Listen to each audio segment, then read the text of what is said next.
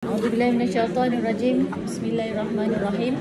Alhamdulillahirabbil alamin wassalatu wassalamu ala asyrafil anbiya'i wal mursalin wa ala alihi wa sahbihi ajma'in, amma ba'd. Kita mulakan insya-Allah majlis ilmu kita pada pagi ini dengan bacaan doa Ummul Kitab dan juga sedikit doa, mudah-mudahan kita semua beroleh kemudahan, kelapangan hati, kelapangan fikiran dan juga kelapangan dada dalam meneruskan perjuangan hidup ini yang tidaklah mudah, ya. InsyaAllah mudah-mudahan kita semua mampu dan tabah menghadapi ujian-ujian ini. Bismillahirrahmanirrahim. Alhamdulillahirabbil alamin wassalatu wassalamu ala asyrafil anbiya'i wal mursalin wa ala alihi wa sahbihi ajma'in. Allahumma aftah lana hikmataka wanshur alaina min khazaini rahmatika ya arhamar rahimin. Rabbi yassir wa la tu'assir, Rabbi tamim bil khair, Rabbi shrah lana sudurana wa yassir lana umurana wahlul uqdatam min alsinatana yafqahu aqwalana. Rabbina billahi rabba wa bil islami dina wa bi muhammadin nabiyya wa rasula. Rabbi zidna ilman warzuqna fahma. Wa sallallahu ala sayyidina Muhammadin wa ala alihi wa sahbihi ajma'in. Walhamdulillahi rabbil alamin. Bismillahirrahmanirrahim. Alhamdulillah, alhamdulillah. Marilah sama-sama kita melafazkan kesyukuran daripada hati yang paling dalam pada Allah Subhanahu wa taala, kerana sesungguhnya ini semua adalah limpah kurnia, rahmat, nikmat daripadanya. Kita dipanjangkan umur, diberikan kesihatan, diberikan kemampuan di sebalik kesihatan, kesakitan dan juga ujian yang sedang melanda diri masing-masing, masing-masing bersama dengan kesabaran masing-masing. Mudah-mudahan hadirnya kita pada pagi ini akan meningkatkan lagi dan menggandakan lagi kekuatan spiritual kita, kerohanian kita dan juga kesabaran kita dalam menghadapi pelbagai ujian yang tidak mudah, yang khususnya di akhir zaman ini. Yang mudah-mudahan dengan ujian-ujian ini juga akan terangkatlah darjat kita di sisi Allah SWT. Mudah-mudahan perginya kita kelak daripada dunia ini dalam keadaan insan-insan saleh, insan-insan salihah yang beroleh husnul khatimah, insya-Allah. Baik.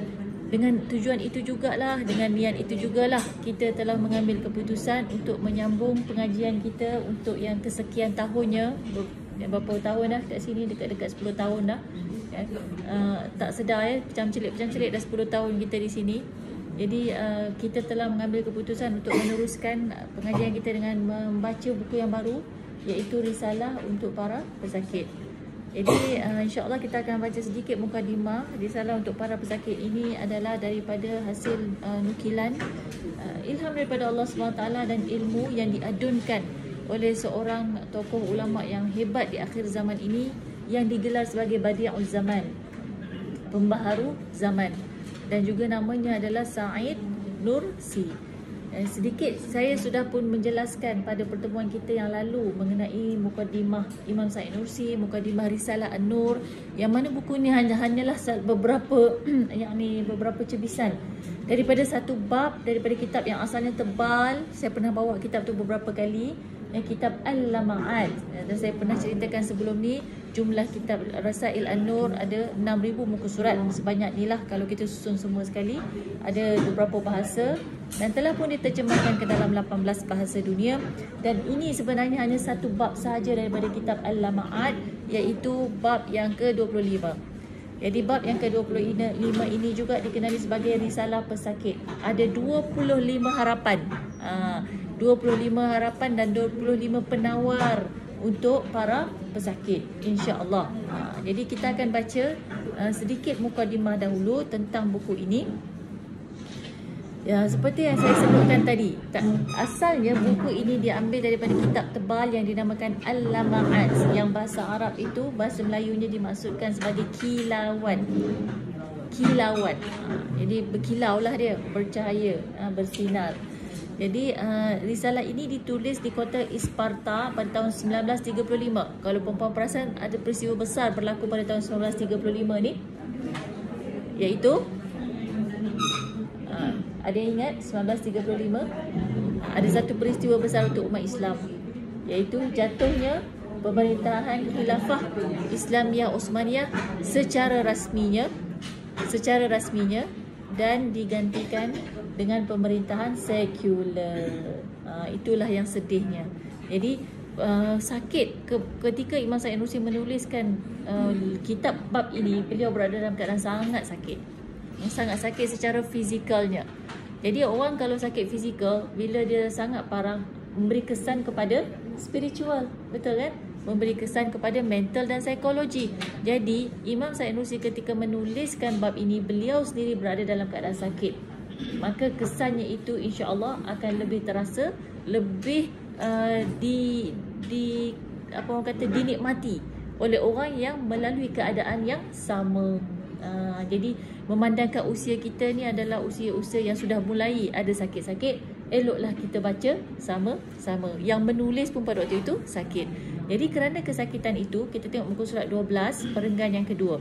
Kalau ingat pada pertemuan yang lalu, saya dah bacakan halaman-halaman yang pertama sebenarnya, sehinggalah muka surat 11. Jadi hari ini kita mula dengan muka surat 12. Pada perenggan yang kedua, dalam keadaan sakit itulah risalah ini ditulis oleh Imam Sa'id Nursi dengan memanggil muridnya. Seperti biasa, beliau tak tulis sendiri. Imam Sa'id Nursi dia tak tulis dengan tangannya sendiri, tapi yang menuliskan itu adalah muridnya. Dan antara yang paling penting ialah Husref, murid yang bernama Husref. Jadi di sini ia ditulis dalam tempoh 4.5 jam sahaja. Tapi tebal macam ni puan. Boleh tak kita 4.5 jam tulis banyak ni? Tak boleh. Masya-Allah. Maknanya jelas dah itu datang daripada Allah Subhanahu wa taala. Dia menjadi penawar bagi kita sehinggalah ke hari ini. Antara pelajarnya waktu itu Rushdu, Rif'at dan juga Husref. Jadi mereka tulis cepat-cepat 4.5 jam selesai. Dan menurut beliau tidak mempunyai waktu yang cukup untuk membuat pembetulan dan penelitian. Jadi Imam Sa'id Nursi kalau dia buat mukadimah tu, kadang-kadang memang dia cerita keadaan penulisan saya begini, saya sedang sakit, saya buat dengan cepat, saya tak sempat semak banyak dan tak sempat buat banyak pembetulan. Melainkan ada sekali disemak secara sepintas lalu, itu pun katanya semakan itu tidak mengubah banyak pun daripada konten ini, supaya kekal konten asli ketika mendapat ilham direct pada Allah Subhanahu wa taala. Kan kalau kita ubah jadi berubah. Ingat tak kadang-kadang kalau kita menulis kan, kadang-kadang saya sendiri masa tulis tesis dulu, ingat kan nak ubah bagi cantik lagi. Tiba-tiba bila ubah kali kedua tu rasa macam tak best je, yang first dulu lagi best. Kan? Jadi pakai baliklah yang dulu. Kadang-kadang tulis rasa macam tak best, tiba-tiba laptop hilang. Contohlah saya pernah kan, satu chapter saya dah tulis hilang, kena rompak dalam rumah. Jadi mula-mula rasa sedih, tapi masa tu serahkan daripada Allah. Ya Allah, ini semua ketentuanmu, ini dalam rumahku ya Allah. Kan? Dan setelah kita terima qada dan qadar Allah, laptop dengan keadaan student kena rompak dalam rumah, ya, bila kita betul-betul terima, Allah bukakan jalan. Lepas tu rupa-rupanya boleh tulis balik chapter tu dengan sangat cepat, dan hasil itu lebih baik lagi daripada yang pertama. Jadi cepatnya itu kerana apa? Datangnya daripada ilham taufik Allah Subhanahu wa taala. Syarat dia apa? Serahkan diri kepada Allah Subhanahu wa taala. Jadi kalau kita baca nanti insya-Allah kita akan lihat isi kandungan risalah ini memang tepat. InsyaAllah memang sesuai dengan jiwa-jiwa terutama yang sedang diuji dengan kesakitan. Jadi kata Imam Sa'id Nursi pada perenggan terakhir yang kedua tu, 4 baris perenggan terakhir yang kedua tu, maka kami berharap semoga para pembaca yang dimuliakan, terutamanya para pesakit, tidak bosan dan tersinggung dengan sebahagian ungkapan yang kurang menarik atau perkataan-perkataan yang agak berat. Nanti kita akan jumpa beberapa harapan ataupun beberapa penawar tu, beberapa ubat tu nanti ada perkataan yang kadang-kadang macam orang kata sharp sikit lah. Tapi dia dah pesan dah, jangan tersinggung ya. Ya, kita fokus pada nak ambil ubatnya. Betul? Kadang-kadang nak ambil ubat ni dia kena sentap sikit. Betul tak? Kan? Lembut tapi ada masa kena sentap sikit supaya dia menjadi penawar bagi hati kita. Jadi perenggan yang ketiga, masih lagi muka surat 12 bawah sekali tu, dalam risalah ini akan diterangkan secara ringkas tentang 25 ubat dan penawar maknawi. Dia jadi ubat, ni ubat betul ni, dan ini memang penawar betul, tapi penawar maknawi, maksudnya bukan yang fizikal. Kalau yang fizikal tu yang botol-botol ubat di farmasi, tapi risalah Nur ni perempuan adalah ubat dan penawar yang berbentuk maknawi, farmasi Al-Quran. Dia adalah farmasi Al-Quran, dia adalah olahan tadabbur daripada kefahaman ayat-ayat Al-Quran dalam bentuk moden. Farmasi kalau kita tengok daripada zaman dahulu kan, dia juga melalui peredaran zaman. Betul tak? Ubat-ubat dulu lain kan dengan ubat-ubat sekarang, kerana kesesuaiannya juga dengan keperluan moden hari ini. Sama juga dengan maknawi, farmasi maknawi. Ubat-ubat dahulu, orang-orang dahulu zaman Islam hebat, lain penawar dia. ya. Sebab Islam sedang berkuasa, Islam sedang bertahta. Tapi apabila kita dalam keadaan macam sekarang, kan, ibarat anak-anak yatim, bapa pun tak ada, khalifahnya tak ada, ketuanya tak ada, kita semua pecah-pecah-pecah. Jadi suasana dan penyakit kita tentu lain, maka penawar dan ubatnya juga mestilah lain. Maka insya-Allah buku ini ataupun risalah ini mudah-mudahan menjadi penawar tersebut daripada farmasi yang baru dan moden ini, insya-Allah. Baik, mari kita lihat pula sedikit nota terjemahan muka surat 13 pada perenggan yang kedua. Dan kita semua maklum sebenarnya penulis iaitu Imam Sa'id Nursi merupakan seorang ulama intelektual berkaliber.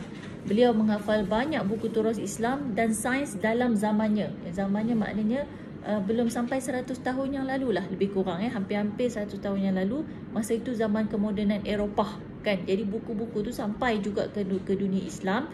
Kenapa Islam ketinggalan waktu itu? Sebab Islam pada waktu itu mulai jumud. Mereka mengasingkan ilmu-ilmu dunia yang moden dan ilmu-ilmu agama. Dan kita sekarang ini kita sedang melalui proses ataupun penderitaan yang sama. Sebab kita tengoklah, begitulah buku sekolah kita diasingkan ilmu dunia dan ilmu agama. Sebab itu susah nak maju. Sedangkan ulama yang terdahulu lagi sebenarnya mengintegrasikan kedua-dua ilmu. Semua saintis tu, semua bidang-bidang astronomi, apa semua, biologi, ya, semua tu adalah orang yang hafal Quran. Mereka semua adalah orang yang faham hadis. Mereka adalah orang yang menguasai fardu ain. Barulah dia masuk ke bidang-bidang sains. Maka Islam menjadi gemilang, menjadi hebat. Tetapi apabila Eropah mengasingkan antara Islam dan juga Eropah Kristian, ya, mereka mengasingkan antara Kristian dan ilmu dunia. Mereka maju, lalu idea itu diimport ke negara Islam. Jadi adalah masa itu orang Islam yang mula terpengaruh, macam malaslah nak ambil urusan ilmu dunia ni. Jadilah ketinggalan, nampak? Tapi Imam Sa'id Nursi dia menguasai 90 jilid buku yang dihafalnya dalam masa 3 bulan sahaja.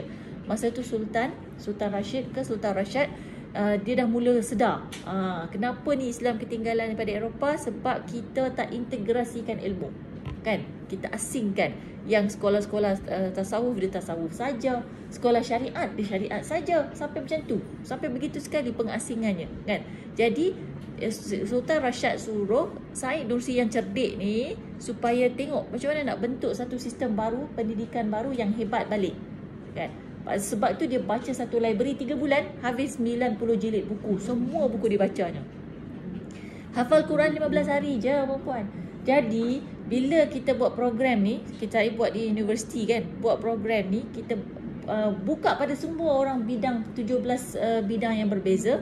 Ramai yang follow daripada bidang sains. Nampak? Sebab apa? Dia nampak make sense, ada relationship, dia ada common sense yang dia boleh terima. Tadabbur Al-Quran yang dibawa oleh Risalah Nur ini sangat sesuai dengan bidang-bidang lain. Dan mereka akui benda tu.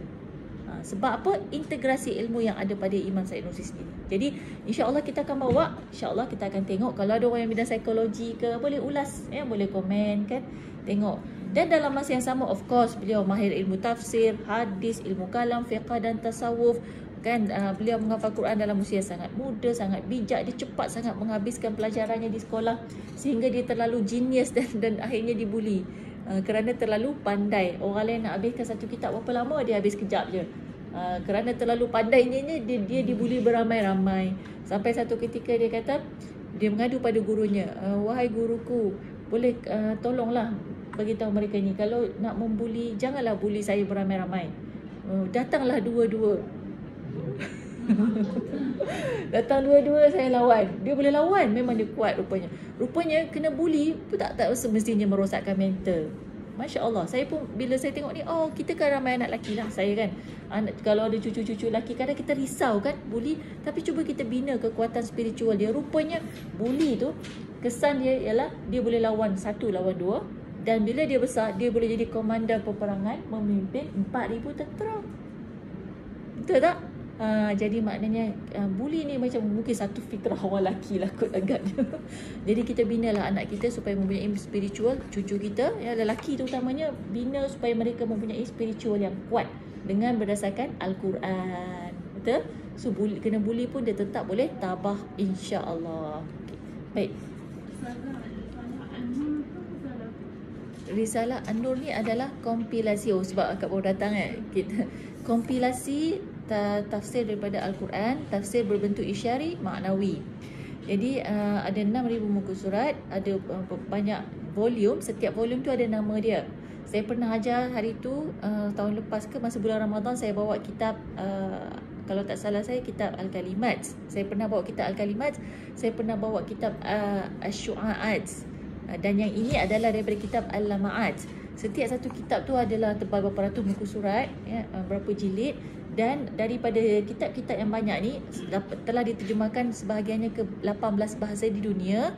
Dan ada juga yang dikeluarkan menjadi buku-buku kecil berdasarkan tema-temanya. Jadi contohnya ini daripada bab yang saya sebutkan tadi adalah tentang risalah pesakit. Ada lagi risalah warga emas. Jadi ada juga lagi kalimah-kalimah kecil, keimanan, tunjang keimanan. Dia ada dikeluarkan kecil-kecil. Macam tu. Maksudnya risalah An-Nur tu keseluruhan tu dipanggil An-Nur. Rosail An-Nur. Jadi keseluruhannya dipanggil sebagai Rosail An-Nur dengan bab, dengan kitab-kitabnya. Lalu ini adalah bab-babnya. Okey, insya-Allah. Itu yang saya sebutkan hari tu, 5 orang pelajar yang pergi tahfiz di Turki itu bukan tahfiz semata-mata. Tetapi mereka akan mendalami risalah An-Nur, 6,000 muka surat, insya-Allah, supaya boleh bawa balik ilmu dan cahayanya untuk umat Islam di Malaysia. Begitu juga kalau masih ingat almarhum Ammar, pelajar Malaysia yang meninggal di Turki, maka beliau adalah antara pelajar Malaysia pertama yang menghabiskan risalah An-Nur. Beliau rasanya 4 tahun di sana. Dia kuliah di sana kan. Jadi doakan anak kami ni, anak-anak kita ni ambil tahfiz tahun. Ada yang akan stay, ada yang akan stay sampai kuliah. InsyaAllah yang itu mudah-mudahan dapat hatamkan juga risalah An-Nur.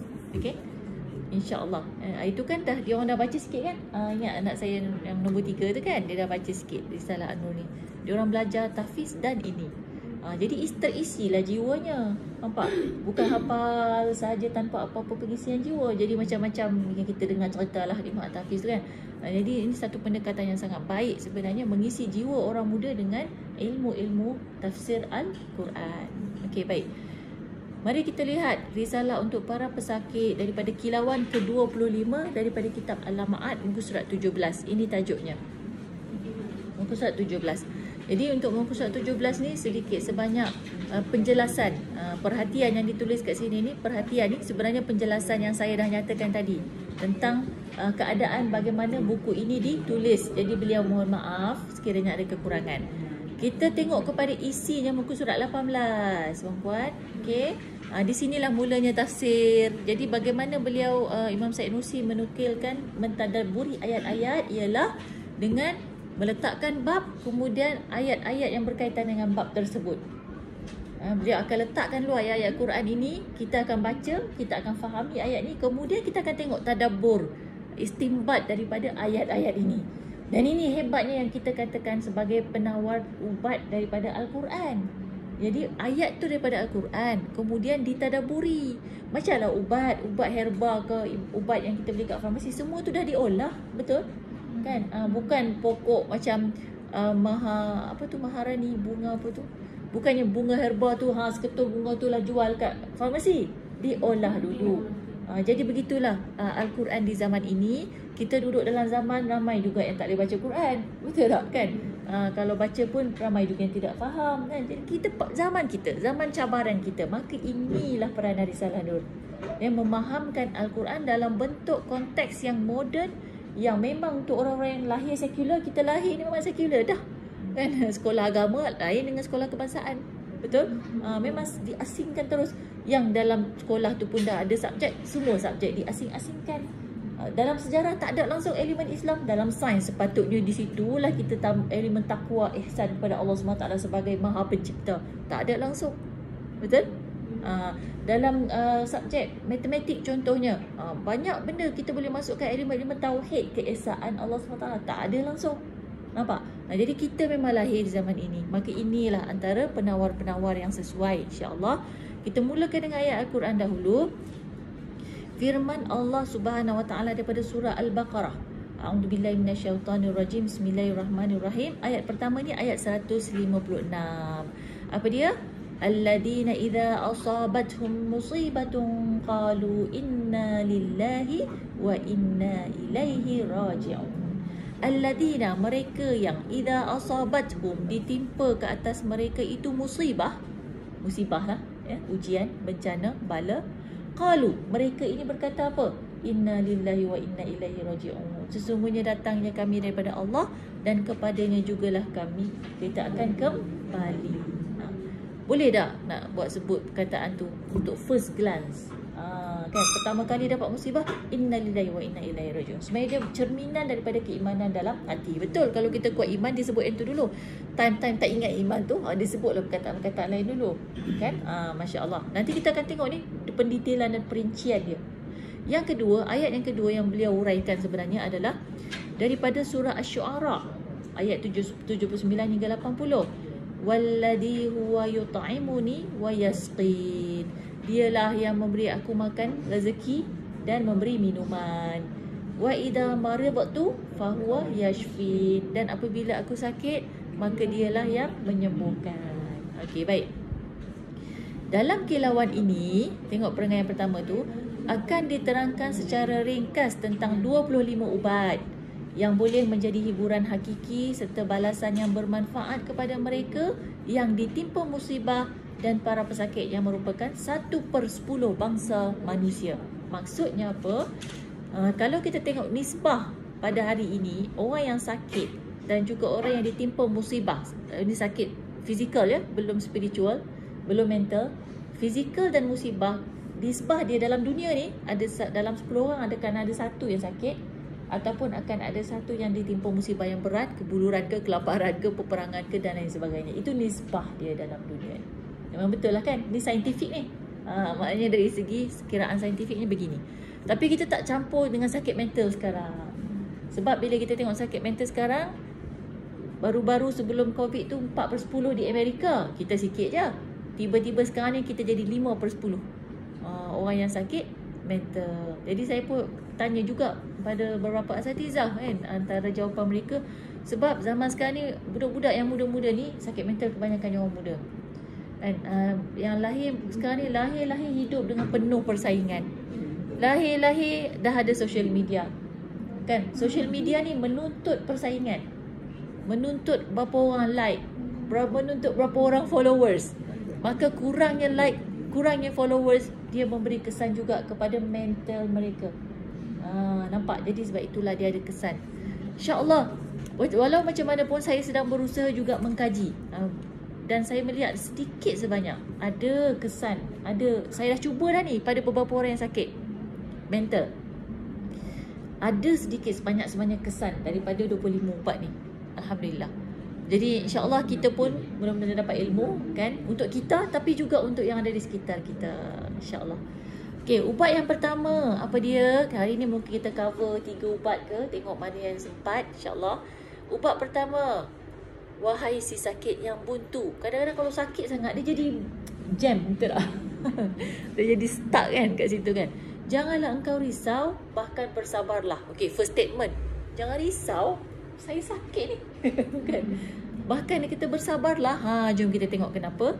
Sesungguhnya sakitmu bukanlah penderitaan kepadamu, bahkan ia adalah sejenis ubat. Maknanya dia twist kan statement tu, daripada duk fikir negatif ataupun tension kan, mental block kan, dia tunekan dulu. Dia kata nanti dulu kamu tengok sebenarnya sakit tu bukan penderitaan, tapi dia sejenis ubat. Macam mana sakit tu ubat? Kita tengok, kerana umur adalah satu modal dan ia sedang berlalu pergi. Hakikatnya, untung kita orang Islam ni kita faham kita ada dunia akhirat, betul tak? Jadi dunia kita ni ada umur, ada usia, ada hayat. Umur, usia, hayat ni adalah modal. Bila sebut modal, maknanya apa? Dia adalah pelaburan kan? Dia adalah perniagaan. Bila sebut modal, kita hendakkan keuntungan. Maka di situ dia kata sekiranya umur itu tidak berbuah, maka ia akan hilang secara sia-sia. Umur kita yang kita jadikan, yang jadi modal tu tadi, kalau tak menghasilkan buah apa-apa, tak menghasilkan keuntungan apa-apa, rugilah. Betul tak? Orang bagi modal tapi tak pernah dapat untung. Rugi ke tak rugi? Rugi kan? Malah Sekiranya umur itu diisi dengan kerehatan dan kelalaian, maka ia akan berlalu dengan sangat pantas. Malahan kalau kita rehat, relax, sihat walafiat, ya, santai-santai, kita seronok, kita akan seronok. Tetapi sebenarnya modal itu akan pergi, usia itu juga akan berlalu dengan pantas. Cuba tengok bila kita dapat cuti seminggu, cuti sekolah, rasa kejap ke rasa lama jumpa cucu-cucu? Sekejap je kan. Baru je nak seronok dengan cucu-cucu kita, dah habis dah cuti sekolah. Kan, nak masuk sekolah lagi. Dah nampak dah. Kalau kat Facebook tu saya nampak dah cikgu-cikgu dah mula dah tanya, bola menang ni ada cuti tak? Dia dah mula kan. Dia terasa Allah cepatnya kan.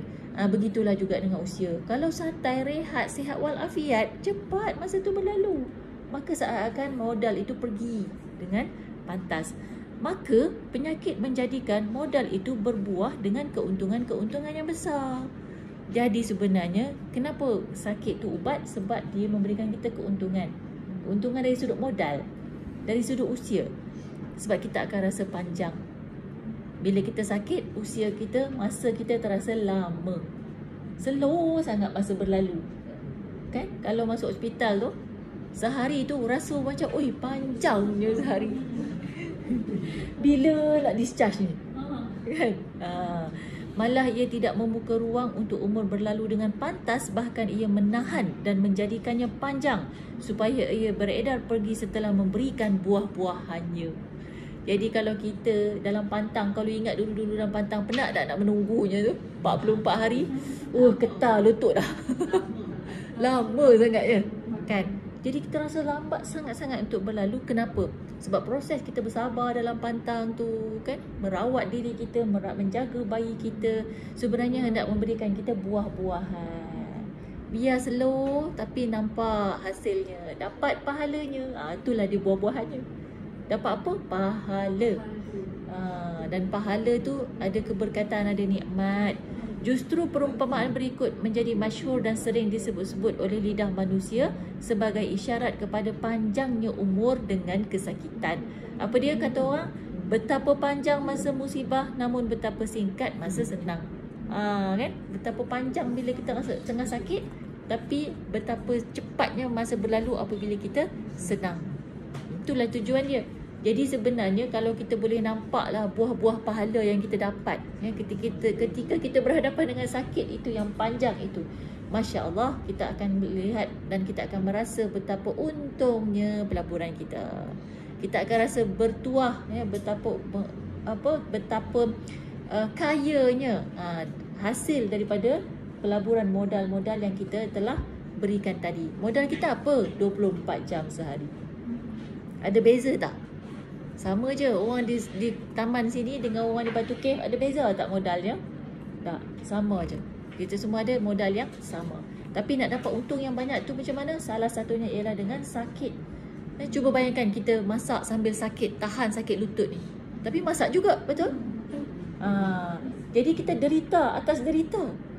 Tapi pahala dia, Allah nampak ini orang sakit lutut, tapi demi khidmat ihsan dia pada keluarganya, dia masak juga lebih.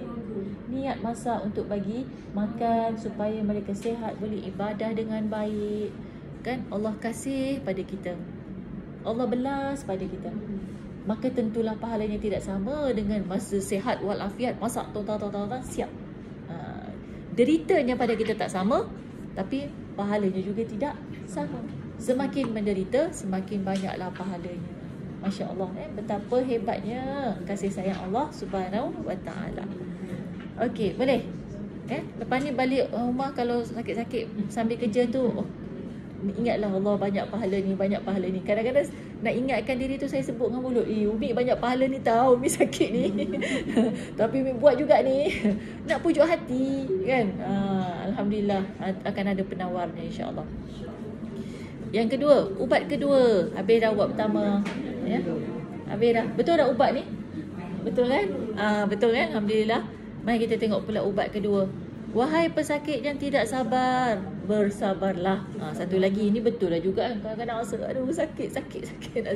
Nak sebut lah juga sakit tu kan. Tapi dia kata bersabarlah, bahkan bersyukurlah. Ya Allah, sakit kena cakap Alhamdulillah.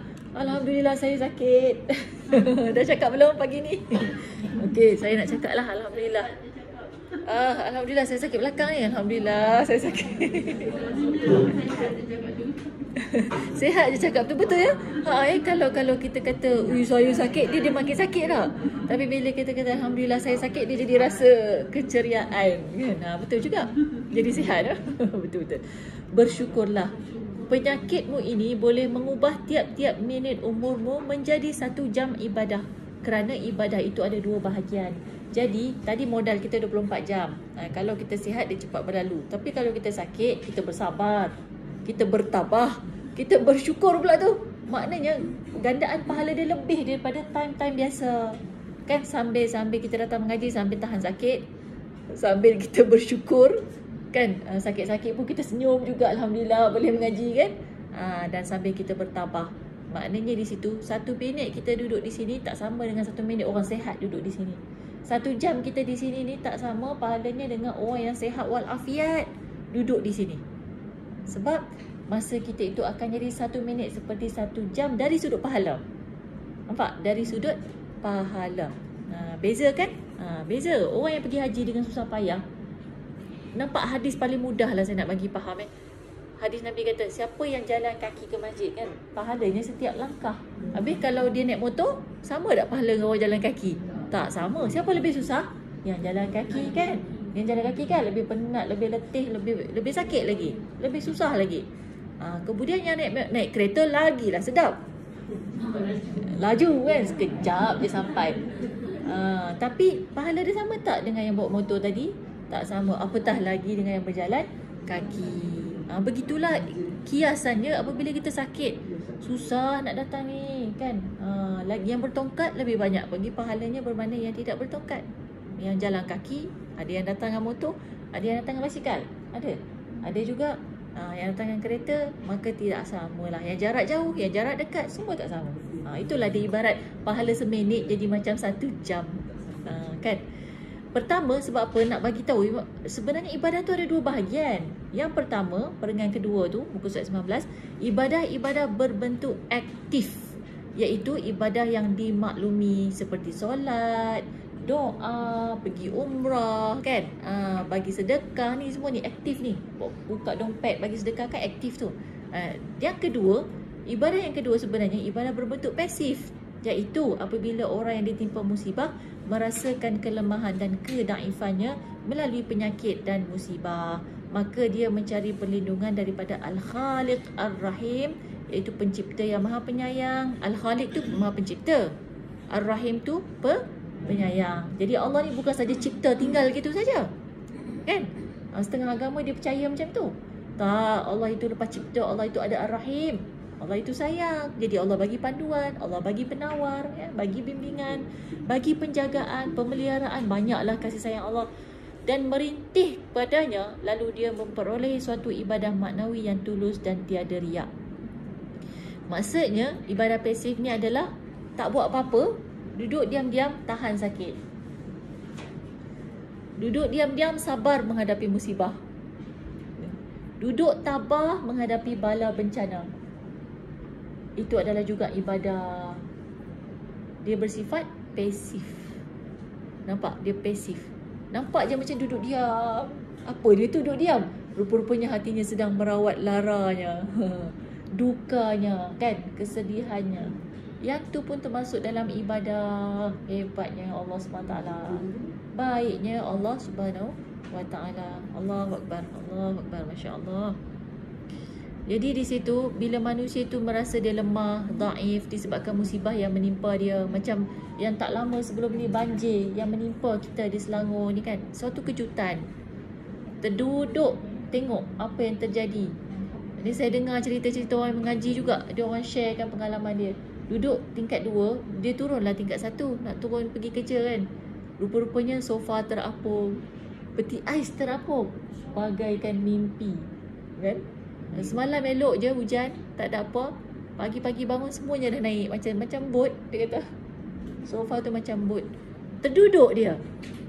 Tapi duduk je dia memikirkan musibah yang menimpa dia. Memikirkan kedaifan diri kita, hebat mana pun buat security, letaklah alarm ke apa ke. Bila Allah berkehendak, maka demikianlah jadinya. Kan? Security tak boleh nak bagi alarm banjir datang. Betul? Pencuri datang boleh. Banjir datang. Kuasa Allah Subhanahu Wa Taala. Diam, sabar, tenang, pahala. Rupanya itu adalah ibadah daripada meraung-raung, menjerit-jerit, meratap-ratap. Subhanallah. Sambil dia cerita, sambil dia senyum. Sebab kami tengok betapa hebatnya keredaan hatinya kepada takdir, qada dan qadar Allah. Allah gantikan sekelip mata. Sekelip mata orang bagi sedekah, hok lama semua buang, dapat tukar yang baru. Kan? Rezeki, kan? Semua dapat yang baru, alhamdulillah. Tapi walaupun nasib orang tak sama, tetapi dengan reda dia tu, reda dia tu, ibadah dia bersabar tu, Allah ganti Ar-Rahim tu tadi. Allah tu Maha Pemurah, ya, Maha Penyayang. Okey, baik. Kemudian kita tengok perenggan berikutnya. Sebenarnya ada riwayat-riwayat yang menyatakan bahawa suatu umur yang ditempuhi dengan penyakit dikira sebagai ibadah untuk orang yang beriman, dengan syarat dia tidak mengadu tentang Allah kepada makhluk lain. Ada syarat. Jangan komplain pasal Allah. Kita biar mengadu ke Allah, tak apa.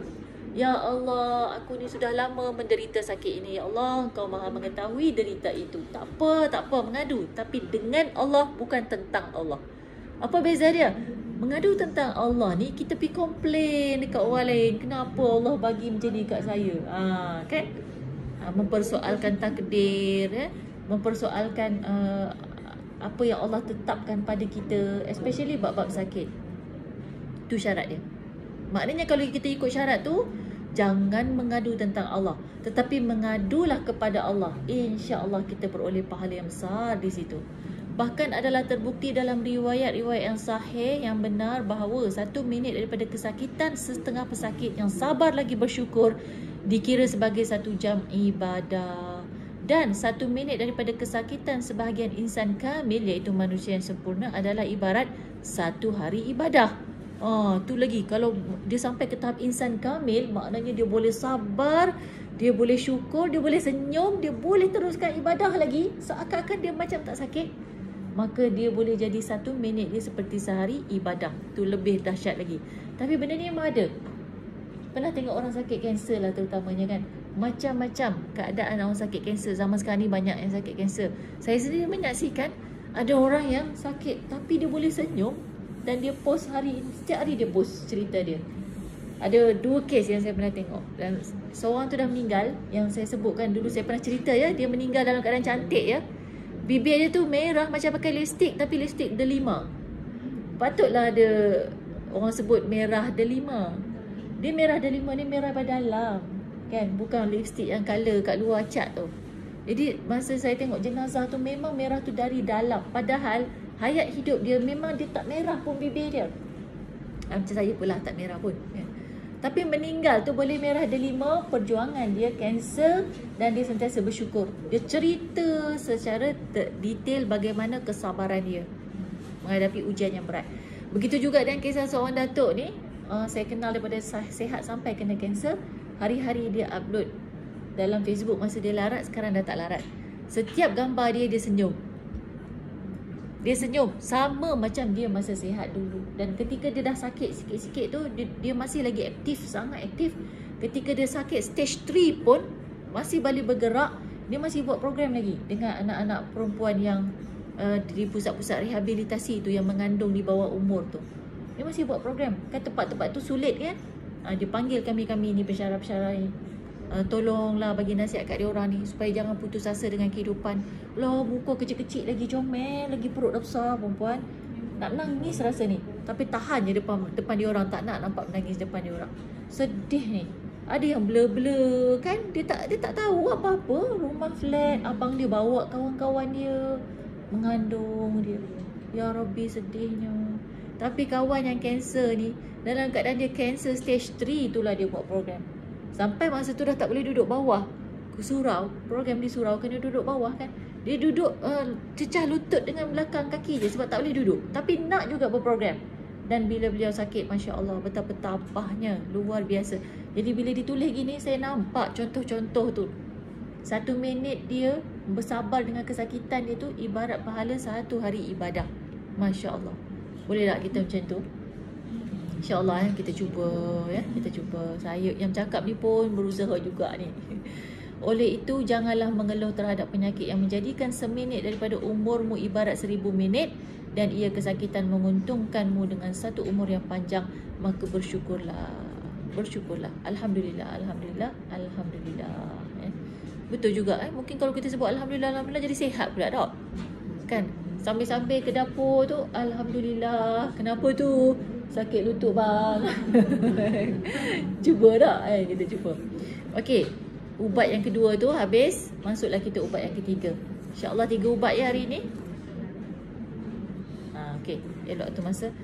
Ubat yang ketiga. Wahai pesakit yang tidak tahan. Ni level lain pula ni. Kan kadang-kadang tu sabar time tertentu sakit juga kan. Meninggalnya mereka yang datang ke dunia secara berterusan, orang-orang muda menjadi tua dan bergeraknya manusia secara berterusan ke dalam kelenyapan dan perpisahan merupakan saksi kepada hakikat bahawa manusia tidak datang ke dunia ini untuk berseronok dan untuk mendapatkan kelazatan. Muka surat 20. Kita nampak orang meninggal, saban hari orang meninggal. Kemudian kita nampak juga orang muda menjadi tua. Kita nampak juga orang tua akhirnya pergi ke arah kelenyapan dan perpisahan. Benda ni berlaku. Tak ada kan orang tua tiba-tiba muda balik? Tak ada kan? Tak ada. Jadi hakikat ini sebenarnya mengajarkan kita bahawa sebenarnya dunia ini memang bukan untuk berseronok, bukan untuk berlazat-lazat. Walaupun ada keseronokan dan ada kelazatan. Bahkan kalau kita tengok pula, bandingkan manusia dengan seantrio makhluk yang ada, perenggan yang kedua muka surat 20 ni. Makhluk yang kita lah, manusia ni lah makhluk hidup yang paling sempurna. Kita lah yang paling tinggi, paling kaya dari segi peralatan. Bahkan manusia ibarat sultan bagi segala makhluk yang hidup. Namun akibat manusia memikirkan kelazatan-kelazatan yang berlalu, manusia ni dia dah paling mulia, paling hebat dah, tapi dia suka fikir kelazatan yang berlalu. Suka dikenang-kenang keindahan yang telah pergi. Dan dia juga suka mengenang pula kesakitan-kesakitan yang mendatang. Yang nikmat tu lupa, yang sakit tu diingat. Dia menjalani satu kehidupan yang menyedihkan dan penuh kesulitan. Serta jika dibandingkan dengan haiwan, dia berada di tahap yang paling rendah. Kenapa? Walaupun kita ni hebat segala segi, tengoklah manusia saiz macam ni je boleh buat KLCC sebesar tu. Yang zirafah tinggi tu tak pandai pula buat KLCC, kan? Betapa hebatnya kita ni. Tapi dalam masa yang sama kan, kalau manusia itu asyik mengenang kelazatan yang pergi, mengenang kesakitan yang datang, dia akan jadi lebih rendah pada haiwan. Sebab apa? Haiwan, cuba tengok lembu. Lembu tak boleh buat apa sangat pun, itu je dia boleh buat. Tapi dari sudut makan, dia lah yang lebih seronok pada kita. Betul tak? Dia tak pernah obesity, kan? Tak kena kencing manis. Dia tak kena segala penyakit apa pun. Dia tak kena juga apa yang lawan sembelit apa? Dia tak kena ceret-beret pada makan rumput punya banyak. Kan? Ya Allah, betapa nikmatnya lah haiwan-haiwan ni. Tapi manusia sebenarnya nikmatnya lebih besar. Tapi dia akan jadi turun daripada haiwan apabila dia lupa nikmat-nikmat itu. Ini bermakna manusia tidak datang ke dunia ini hanya untuk hidup dengan selesa dan menghabiskan sisa usianya dalam kerihatan dan keriangan. Sebab hakikatnya tak ada manusia pun yang makin seronok. Semua manusia memang makin susah, kan? Betul tak? Time-time muda kita sihat, kuat, seronok, tapi duit tak ada. Betul tak? Bila time duit ada, dah sakit macam-macam dah, kan? Pelincir di tulang-tulang pun dah kurang dah. Tapi duit ada, apakan daya. Jadi itulah hakikat hidup manusia.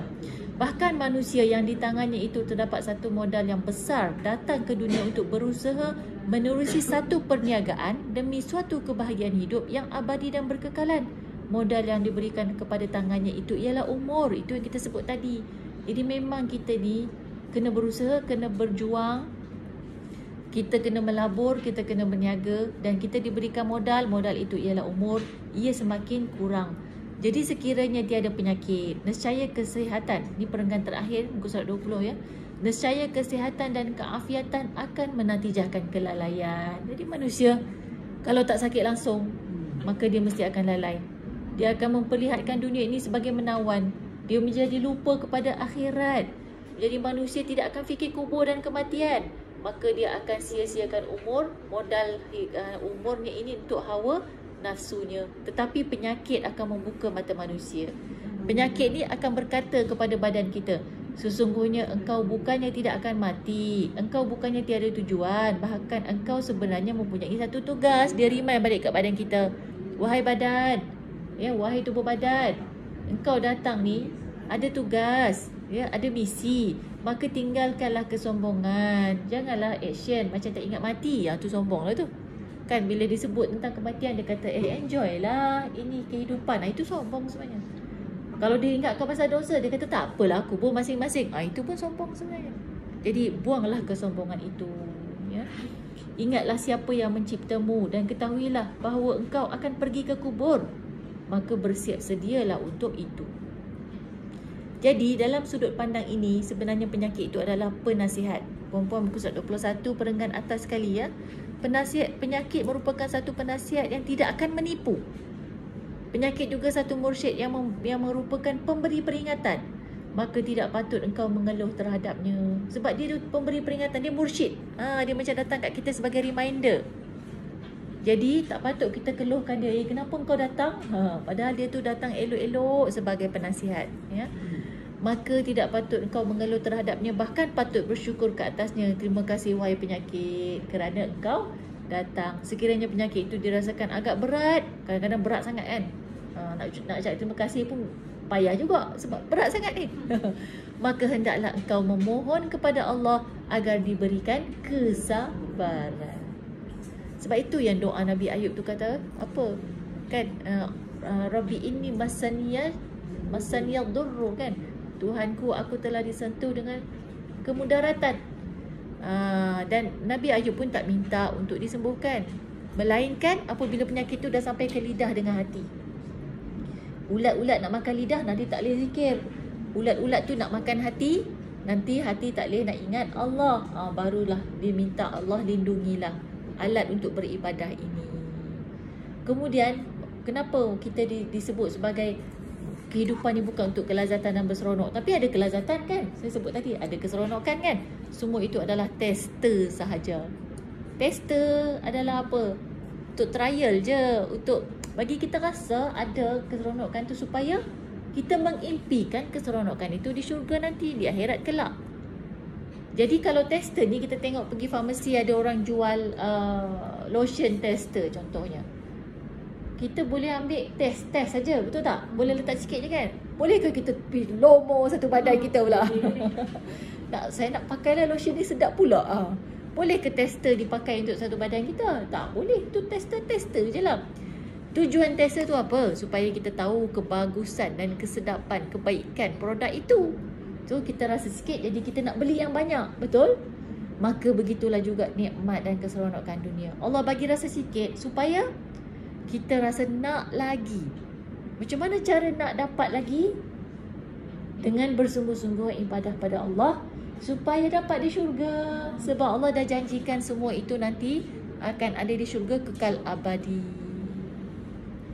Okay? Siapa yang tak nak cantik? Nak, semua nak cantik kan? Allah bagi rasa cantik dulu masa muda-muda cantik kan? Alhamdulillah kan? Tapi dah berlalu. Supaya apa? Supaya kita mengimpikan semula kecantikan itu di syurga kelak. Kan? Siapa suka permaidani? Kapet suka tak? Suka kan? Tapi boleh tak pasang satu rumah kapet sampai ke bilik air dengan kapet? Tak boleh kan? Sebab ni dunia. Bilik air tak bersih, dapur pun kau boleh nak kapet juga kalau boleh, tapi tak boleh. Jadi Allah sebut dalam Al-Quran tentang keindahan karpet di syurga, permaidani yang terbentang indah. Rupanya Allah bagi sikit permaidani tu di dunia ni supaya kita nampak, kita pun suka, kita pun berhajat. Mudah-mudahan dapatlah permaidani yang indah, yang tak payah cuci, bersih semua. Kan? Di manakah itu? Di syurga kelak. Kadang ala ustazah saya tak pakai permaidani di dunia. Yelah aku alergi kot. Kan? Ada orang alergi. Ada orang mungkin ada kepayahan dari sudut membersihkan. Tapi suka tak suka? Suka. suka bergolek kat situ kan, seronok kan. Tapi banyaklah yang kita tak dapat di dunia ni sebab permaidani yang kita ada ni hanyalah tester sahaja, sementara sahaja. Okay. Jadi insya-Allah yang mudah-mudahan kita semua beroleh permaidani yang indah di syurga kelak dengan usaha kita untuk bersabar di atas penyakit-penyakit yang datang sebagai ujian kita di dunia ini. Mudah-mudahan menjadi asbab untuk memperolehi nikmat yang kekal di akhirat kelak.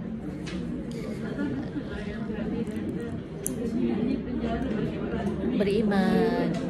Ya, dunia ini penjara bagi orang beriman. Memang orang beriman terikat dengan banyak peraturan, kan? Dan kita tengok orang beriman di akhir zaman pun banyak ujian. Negara-negara yang kemiskinan, peperangan, kelaparan, kebuluran, negara-negara orang Islam, orang beriman, kan? Tapi Masya Allah, bila dia ada iman, maka dia juga ada penawar dalam menghadapi ujian tersebut.